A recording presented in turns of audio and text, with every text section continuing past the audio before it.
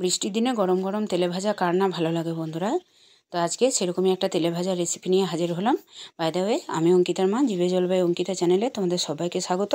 তো দেখো, এখানে আমি মিষ্টি কুমড়ো নিয়ে নিয়েছি। তো একদম পাকা মিষ্টি কুমড়ো, খোসা ছাড়িয়ে এইভাবে আমি গ্রেট করে নিয়েছি। এরকমভাবে গ্রেট করা কুমড়ো দিয়ে মিষ্টি কুমড়োর ঝাল বড়া রেসিপি তোমাদের সাথে শেয়ার করছি।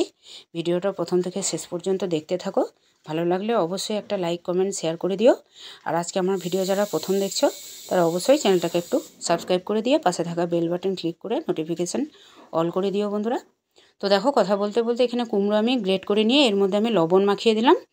তো খুব ভালোভাবে লবণটাকে মাখিয়ে রেখে আমি কিছুক্ষণের জন্য রেস্টে রেখে দেবো। এতে করে এক্সেস জলটা বেরিয়ে যাবে। আর এদিকে দেখো, অন্য একটা বাটির মধ্যে আমি বেসন নিয়ে নিয়েছি পরিমাণ মতো, আর তার সাথে দিয়ে দিয়েছি কালো জিরে, লবণ, বেকিং পাউডার আর সামান্য একটু স্বাদ মতো চিনি। তো এর মধ্যে অল্প সামান্য জল দিয়ে বেসনটাকে খুব ভালোভাবে ফেটিয়ে নেব। কিন্তু যেরকম বেগনি বা কোনো কিছু ব্যাটার হয় সেরকম ব্যাটারের মতো করে কিন্তু মাখলে চলবে না। একটু শক্ত শক্ত টাইট টাইট করে বেসনটাকে মাখতে হবে। তো অল্প অল্প করে জল বারে বারে দিয়ে দিয়ে ডোটা রেডি করে নেব। তো দেখো, দেখে বুঝতেই পারছো ঠিক কতটা ঘনত্বে আমি বেসনটা গুলছি। ঠিক এরকমভাবে বেসনটাকে মেখে নিতে হবে।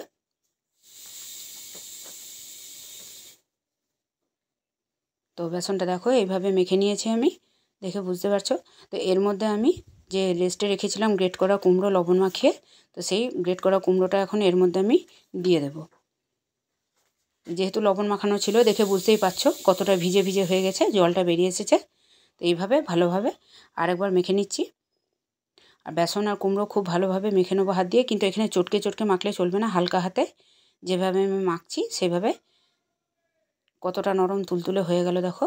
আর এদিকে আমি আগে থেকেই কড়াইয়ের মধ্যে সরষের তেল দিয়ে রেখেছিলাম। তো আঁচটাকে কমিয়ে রেখে ছোট্ট ছোট্ট বড়ার মতো করে আমি ভেজে নিচ্ছি। আর এখানে ঝাল বড়া, যেহেতু ঝালের হিসাবে আমি গোলমরিচ ব্যবহার করলাম, তোমরা চাইলে লঙ্কা বাটা বা লঙ্কা কুচিও দিতে পারো। ঝালটা যে যেরকম পছন্দ করবে সেই অনুযায়ী দিয়ে দেবে। দেখো বন্ধুরা, বড়াগুলো ভাজার সময় দেখে কেউ বুঝতেই পারবে না এটা ঝাল বড়া হচ্ছে নাকি তাল বড়া। এত নরম তুলতুলে হয়েছিল যে কি বলবো। দুর্দান্ত স্বাদের এই মিষ্টি কুমড়ো ঝাল বড়া রেসিপি কেমন লাগলো অবশ্যই কমেন্ট করতে ভুলো না। তো দেখো, এক ব্যাচ আমি উল্টে পাল্টে ভেজে তুলে নিচ্ছি। আর এগুলো আমি বৃষ্টির সন্ধ্যেতে মুড়ির সাথে সার্ভ করেছি। দেখো, ওই গরম ভাজা তেলটা মুড়ির মধ্যে দিয়ে দিয়েছি। এইভাবে মুড়িটা কিন্তু আরও মুচমুচে হয়ে যায়। সাইডে শসা পেঁয়াজ নিয়ে আমি সার্ভ করে নিয়েছি। আজকের রেসিপি কেমন লাগলো, ফিরে আসছি আবার অন্য কোনো দিন অন্য কোনো জিভে জল আনা রেসিপি নিয়ে। ততক্ষণের জন্য সবাই সুস্থ থেকো, ভালো থেকো।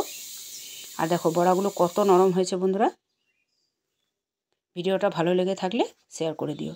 টাটা।